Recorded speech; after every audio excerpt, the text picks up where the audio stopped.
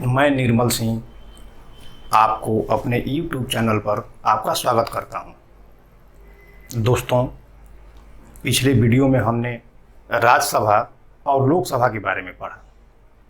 आज हम चर्चा करेंगे उपराष्ट्रपति पर। क्यों? क्योंकि राज्यसभा का पदेन सभापति होता है उपराष्ट्रपति, और राज्यसभा के कार्यों के संचालन में इसकी महत्वपूर्ण भूमिका होती है और इस टॉपिक से बहुत क्वेश्चन पूछे जाते हैं। तो यहाँ आज हम चर्चा करेंगे उपराष्ट्रपति पर। तो सबसे पहले हमको ये देखना है कि अनुच्छेद 63 कहता है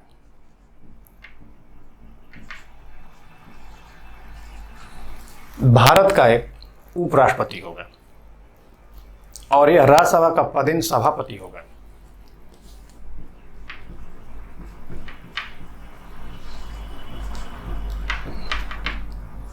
पदेन सभापति होगा।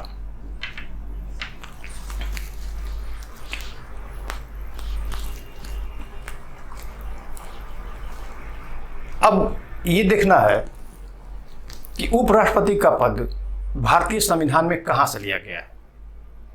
यहां से क्वेश्चन पूछता है तो यूएसए के संविधान से, मतलब अमेरिकी संविधान से उपराष्ट्रपति पद को स्वीकार किया गया है। अब वैसे तो आमतौर पर देखा जाए मित्रों कि उपराष्ट्रपति को कोई विशेष कार्य नहीं करने पड़ते हैं, फिर भी यह राज्यसभा का पदेन सभापति होता है। तो एक तरह से देखा जाए तो यह उसी कार्य को संपन्न करता है उसी ढंग से जिस ढंग से लोकसभा अध्यक्ष लोकसभा में अपनी भूमिका निभाता है। तो उस पर तो हम बाद में टॉपिक पे चर्चा करेंगे कि उसके कार्य अधिकार क्या हैं। सबसे पहले हमको ये देखना है कि उपराष्ट्रपति चुने जाने का क्वालिफिकेशन क्या होता है, योग्यता क्या होता है, कौन से व्यक्ति उपराष्ट्रपति के पद पर चुने जाते हैं। आइए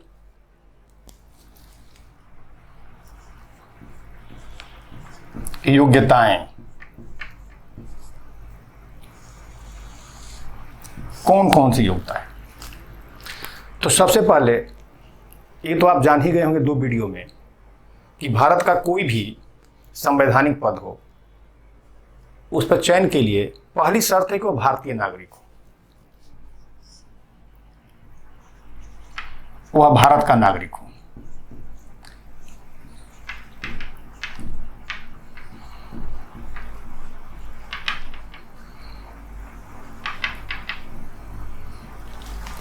दूसरी शर्त है कि उसकी आयु कम से कम 35 वर्ष होनी चाहिए। मित्रों, आपको हमने बताया है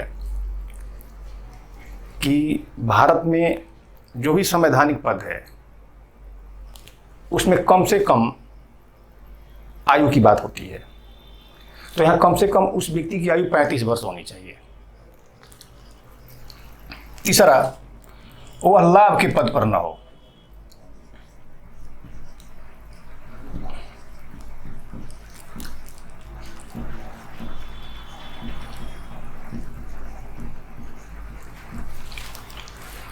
यहां प्रश्न उठता है कि क्या कोई मंत्री उपराष्ट्रपति नहीं बन सकता है? क्या मंत्री का पद लाभ का पद नहीं है? या कोई व्यक्ति लोकसभा सदस्य है तो क्या उपराष्ट्रपति नहीं बन सकता है? तो मैं आपको बता दूं कि राष्ट्रपति, उपराष्ट्रपति, राज्यपाल और केंद्रीय और प्रांतीय जो मंत्री का पद होता है वह लाभ का पद नहीं होता है। इसलिए इस ढंग की समस्या नहीं आनी चाहिए। तीसरा, वह राज्यसभा का सदस्य बनने की योग्यता रखता हो।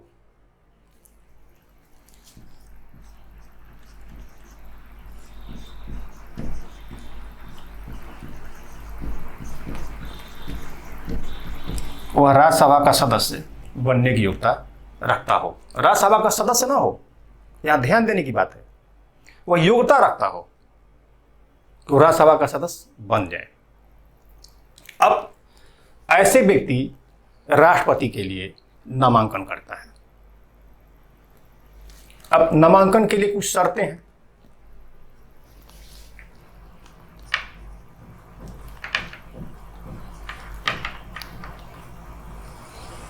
शर्त यह है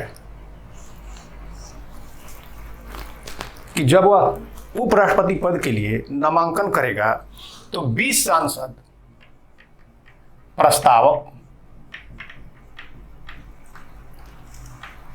और 20 सांसद समर्थक होने चाहिए।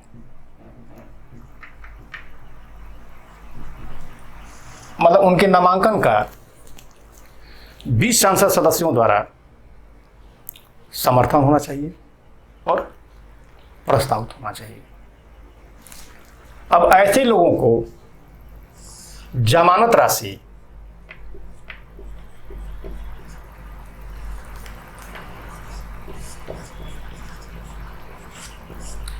₹15,000 जमा करना पड़ता है। वो ₹15,000 की जमानत राशि जमा करते हैं। और यहां एक कंडीशन है कि यदि कुल मत का 1/6 भाग उपराष्ट्रपति का उम्मीदवार प्राप्त नहीं करता है तो उसकी जमानत राशि जब्त हो जाएगी। अब यहां बार बार क्वेश्चन पूछता है कि कितने वोट पर जमानत राशि जब्त होती है, तो 1/6 कुल मत का 1/6 भाग अगर वो नहीं प्राप्त करता है वोट में तो उसकी जमानत राशि जब्त हो जाती है। अब चुनता कौन है? उपराष्ट्रपति के चयन में कौन कौन से लोग शामिल होते हैं, आइए इस पे चर्चा करते हैं कि उपराष्ट्रपति का निर्वाचन कैसे होता है।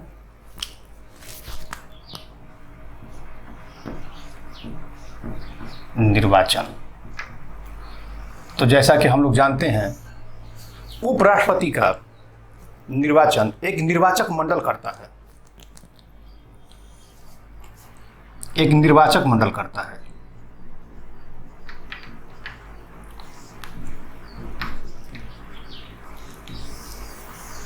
अब इस निर्वाचक मंडल के कौन कौन से सदस्य होते हैं, इसमें कौन कौन शामिल होते हैं, तो हमने आपको बताया है कि भारत में 2 सदनीय व्यवस्था है। तो लोकसभा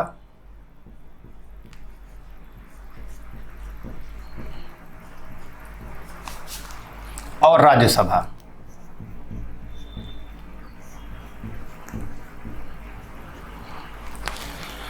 लोकसभा और राज्यसभा के जो सदस्य होते हैं वो उपराष्ट्रपति का चुनाव करते हैं।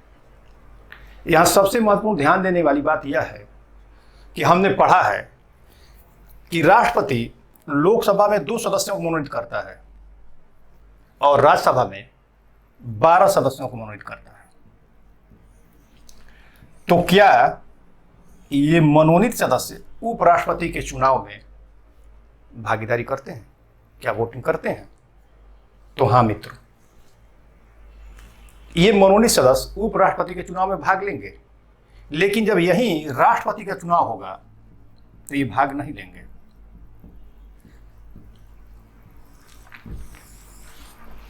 तो इस तरह से निर्वाचन के लिए उपराष्ट्रपति के लिए निर्वाचक मंडल उत्तरदायी होता है। निर्वाचक मंडल के सदस्य चुनाव में भाग लेते हैं और निर्वाचक मंडल के सदस्य होते हैं लोकसभा और राज्यसभा के सदस्य।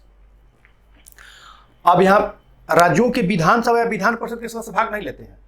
यही आपसे कंफ्यूज किया जाता है कि उपराष्ट्रपति के निर्वाचक मंडल में कौन कौन से शामिल होते हैं।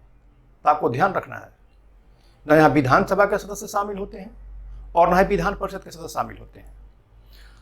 दूसरी जगह कंफ्यूज आपको ये किया जाता है कि क्या उपराष्ट्रपति के चुनाव में राष्ट्रपति द्वारा मनोनीत सदस्य भाग लेते हैं, तो हाँ भाग लेते हैं। इस तरह से उपराष्ट्रपति का निर्वाचन होता है। आइए आगे चर्चा करते हैं उपराष्ट्रपति के कार्यकाल पर।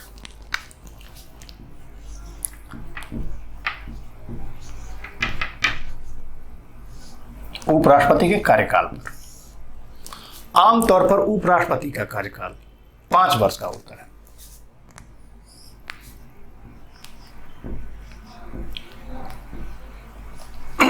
लेकिन इस 5 वर्ष के पहले भी वो पद त्याग द्वारा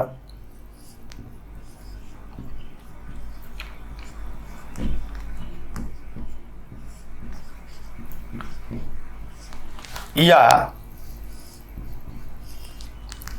लोकसभा और राज्यसभा साधारण बहुमत से इसे पहले भी हटा सकते हैं। तो यहां आमतौर पर उनका कार्यकाल 5 वर्ष हुआ, लेकिन वह पद त्याग द्वारा 5 वर्ष से पहले पद मुक्त हो सकते हैं। या अगर लोकसभा चाहे और राज्यसभा तो सामान्य बहुमत से प्रस्ताव पारित करके उपराष्ट्रपति को उनके पद से पद मुक्त कर सकती है। अब अगला टॉपिक है कि शपथ कौन दिलाता है।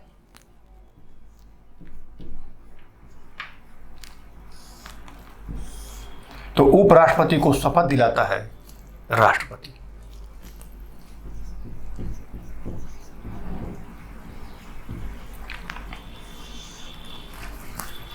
बार बार क्वेश्चन पूछता है, अक्सर देखा गया है कि सीधे सीधे क्वेश्चन पूछ लिया कि उपराष्ट्रपति को कौन शपथ दिलाता है। आगे हम चर्चा करते हैं उपराष्ट्रपति को मिलने वाले वेतन और भत्तों पर। चलिए, वेतन और भत्ते।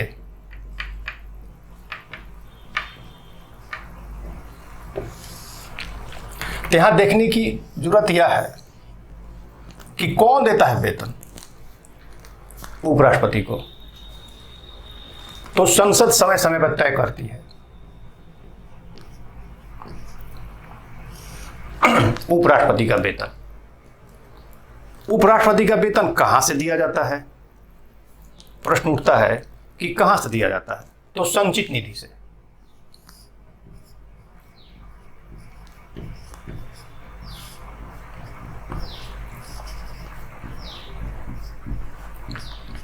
यहां एक और चीज गौर करने वाली बात है मित्रों, उपराष्ट्रपति को वेतन उपराष्ट्रपति के रूप में नहीं बल्कि राज्यसभा के सभापति के रूप में मिलता है।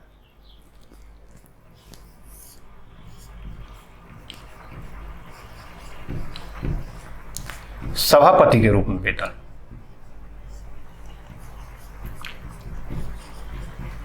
यह अक्सर एग्जाम में पूछा जाता है, कंफ्यूज होने की आवश्यकता नहीं है, क्योंकि उपराष्ट्रपति को जो वेतन दिया जाएगा वो वेतन दिया जाएगा उपसभापति के रूप में, सभापति के रूप में। ठीक है, अब आगे चर्चा करेंगे हम कि उपराष्ट्रपति के कौन कौन से कार्य हैं और कौन कौन से अधिकार हैं, ये किन कर्तव्यों का निर्वहन करते हैं। चलिए मित्रों, अब हम उपराष्ट्रपति के कार्य और अधिकार के बारे में चर्चा करते हैं।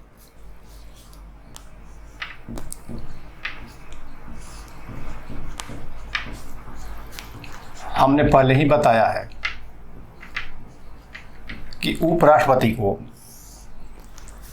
कोई विशेष कार्य करना नहीं पड़ता है, चूंकि वह राज्यसभा का प्रतिनिधि सभापति होता है।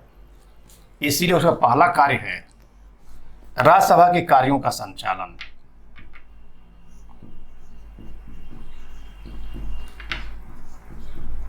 राज्यसभा के कार्यों का संचालन, जैसे लोकसभा में लोकसभा अध्यक्ष लोकसभा के कार्यों का संचालन करता है, प्रश्न पूछने की इजाजत देता है, बैठने की व्यवस्था करता है, सदन में शांति व्यवस्था बनाए रखता है। ठीक उसी तरह से उपराष्ट्रपति राज्यसभा में कार्य करता है। फिर यहां ध्यान देने की बात है कि उपराष्ट्रपति राज्यसभा का सदस्य नहीं है। उपराष्ट्रपति वाइस प्रेसिडेंट राज्यसभा का सदस्य नहीं होता है।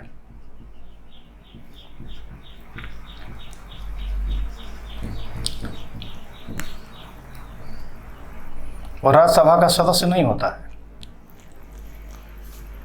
इसीलिए आमतौर पर वह किसी विधेयक पर मतदान भी नहीं करता है। लेकिन एक परिस्थिति है कि यदि किसी विषय वस्तु पर मतदान हो रहा है और मतदान बराबर हो जाए, जिसको टाई कहते हैं, मैच यदि आमतौर पे कहा जाए सामान्य भाषा में, मैच टाई हो जाए, ड्रा हो जाए, तो वैसी कंडीशन में उपराष्ट्रपति मतदान करेगा, मत बराबर होने की दशा में।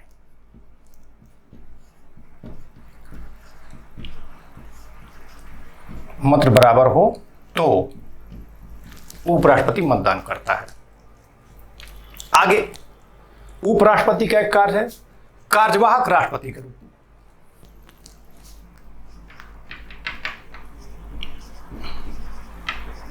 कार्यवाहक राष्ट्रपति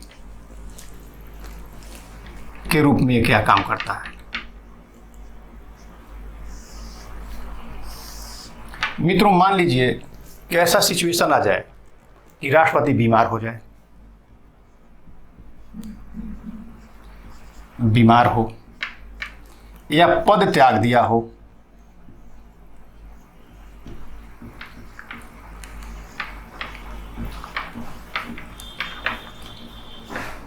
या उस पर महाभियोग की प्रक्रिया चल रही हो,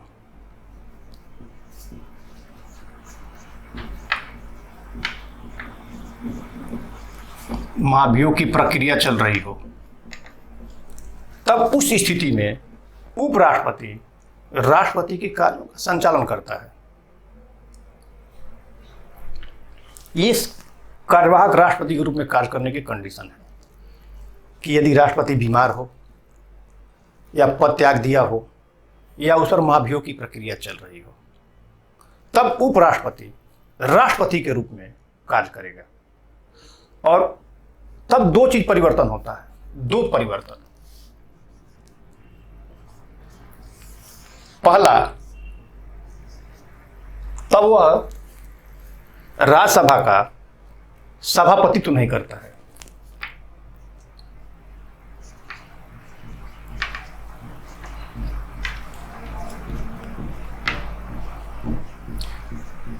तब वह राज्यसभा का सभापतित्व नहीं करेगा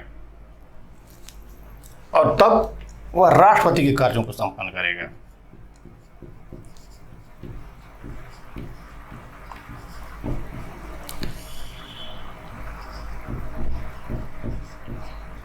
राष्ट्रपति के कार्यों को करेगा।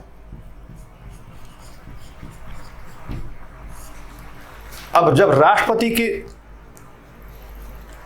कार्यों को करेगा तो जो वेतन और भत्ते मिलेंगे वही मिलेंगे जो राष्ट्रपति को मिलते थे।